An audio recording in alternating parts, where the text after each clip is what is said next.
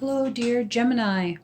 This is your weekly 3-card spread reading for the week February 23, 2020. I just thought I would begin the video by saying that I did also pull the exact same card for Taurus for the same aspect of the reading as well. So it came for the same position. So Essence came for Taurus and Gemini. And if you happen to be a cusp with Taurus, then you may want to check Taurus's reading out as well for more insight. I am a Gemini cusp Taurus, so this is good for me to reflect as well on Taurus's video. And I thought I would just mention that just in case you may be a cusp sign of Gemini with Taurus. So I pulled Essence for Your Situation card, which reads, Life is a school that we move and graduate through, learning many things as we cloak ourselves in environmental knowledge. You are on the warrior's path to enlightenment, and one day you will peel away this accumulated knowledge like layers of an onion, moving back into the source of your power. When contemplating a Zen garden, you find that the source of your power is in the essence of the Great Spirit. We come onto this earth walk as a piece of smashed mirror, every one of us reflecting the light of our God. The experience of life is a process of piecing together these scrambled fragments into one great mandala that reflects back the one source of all beings. At the center of a cyclone, we sit at the one point of stillness, the pandemonium of life circulating madly around us. Choose equilibrium, not frenzy. Live life from your center. The essence of you and the essence of the universe's primal moving force are one. The painting is entitled Silent Garden. In the Zen garden, the memory of ancient life, processes, and experiences is in the stones, the stepping stones to our own personal essence. The sphere is earth transcending, the representative of our journey into higher universal consciousness. The Zen garden promotes the process of reflection upon the outer essences of all life and the inner essentials of our existence as human beings. If you do not understand your essence, you have no power. Do not try to develop force, intent, and abilities without first understanding the primal qualities and wisdom of your essence. Excuse me. I know my reading came a bit late this week, and my apologies, but the Mercury retrograde is a bit, evident, obviously, in the fact that I had done all of my readings Friday night and haven't been able to do my videos or upload them to YouTube until today. So Mercury retrograde deals with hiccups and communications and travel and stuff like that. So at any rate, I'm here and I'm trying just like everybody else during the retrograde, and let's get back on with your reading. So for your challenge card, I've pulled Dream.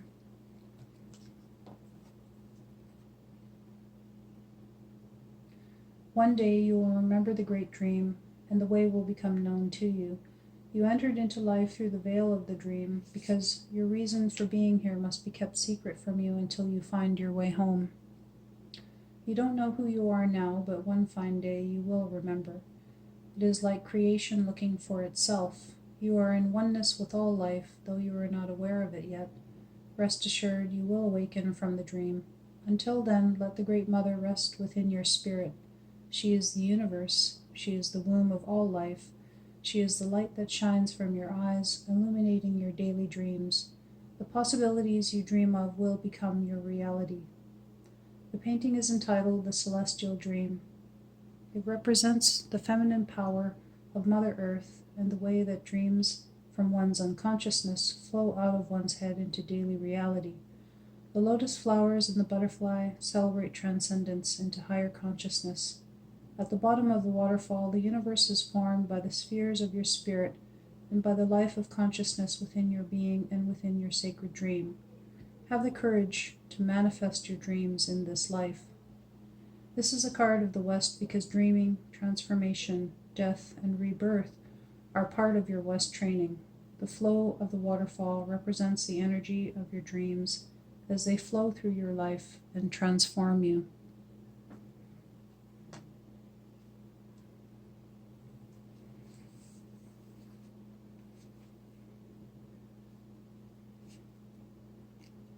And for your guidance card, I pulled Release, another card of the East. Anytime you are possessed by an emotion that you cannot control, know that it does not belong to you. Someone is sending negative energy toward you.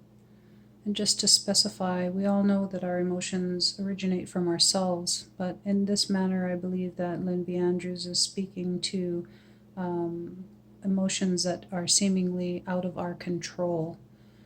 So,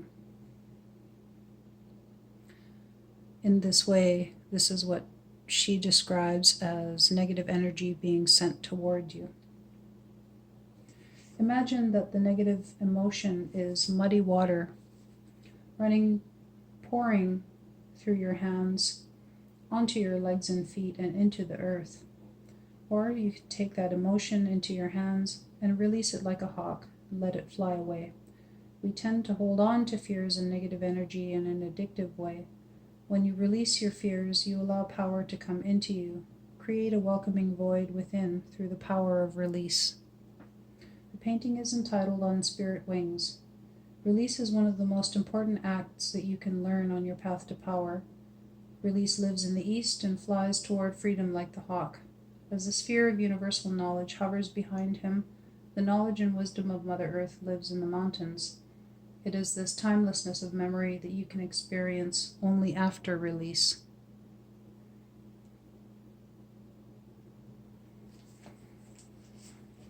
And there's your reading, Gemini. The additional insight that I have for this reading is that since 2 cards were pulled for the East, which is the direction of the mind and of your elder self, work must be done in the opposite direction of the West, in the place of the emotions, as also the direction of your adolescent self. So sit with your emotions this week during your busy days and sometimes even busy nights. It is often hard to put things to the forefront that which we may not want to really kind of look at. But this doesn't necessarily have to be anything heavy. Emotions are not just negative. There are a lot of positive emotions, such as love, that may be something that you may be feeling could be unexpressed. And if you take for an example the warmest and most wondrous feeling of love that you ever felt in your entire life, and sit with that and remember it fully, and put yourself back into that place where you were at that time when you felt that intense feeling of love. Where did this love come from? Did it come from a situation, a person, and your mind maybe that caused this feeling to be as intense as it was? And in reality, you can know that that love originated from you, no matter what the situation or the person that may have been the doorway for you to open up and express that intensity of that emotion, all of that love pouring out of your being. It's good to remind yourself that that hasn't gone anywhere, that that love is always with you. And at any given time, depending on your state of mind, you can release that love out into the world. Almost like a flip-it book is how I imagine it. The past, the present, and the future. It's all a part of one book. So,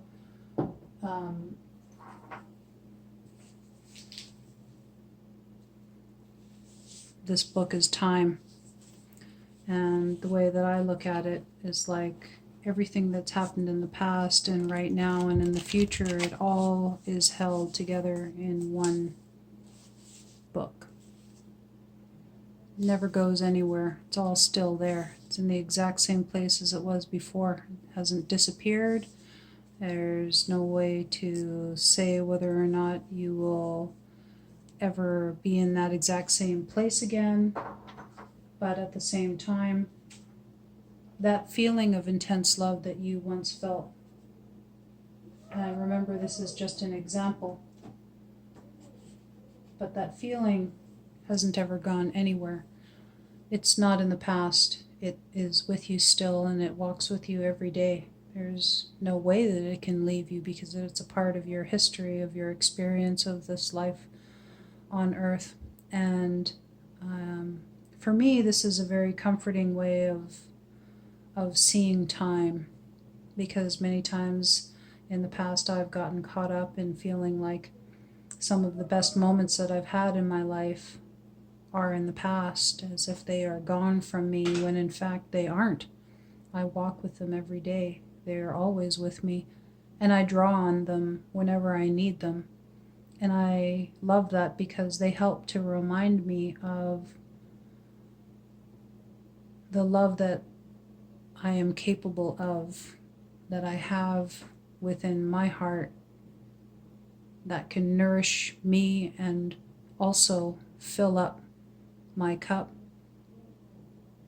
so that it can spill out into the world and I can share that with others. And so if you maybe have some emotions that are not as positive, that you may not be wanting to look at, it's another good visualization to experience your emotions as clouds, that they come and then they go. And when we sit in our place of stillness and just allow ourselves, we can experience those emotions coming and then going. And just see what they have to teach you, what they're here to say to you. And in this way, I believe that we learn about ourselves and about how we interact with other people in the world, and we can learn about other people in this manner as well. And our emotions are an important part of who we are as human beings. I believe that it's really a huge part of what makes us human. And so sitting with your emotions this week is an important aspect for you to work with. It doesn't have to be constant. It doesn't have to be heavy. It just should be done at some point to help you to maintain more of a balance because of the heavier mental aspect of this reading. So these cards show me that you're more in a place of the mind this week, a place of your adult self, and it'd be good for you to sit with your emotions and the direction that also has to deal with the teachings of your adolescent self this week to maintain more of a balance for your medicine wheel. I hope you enjoyed your reading. Like I said earlier, I know that my video came a bit late, but at the same time, I expect to be back next Sunday with more insights for you, dear Gemini, and I hope you join me. Thanks for watching.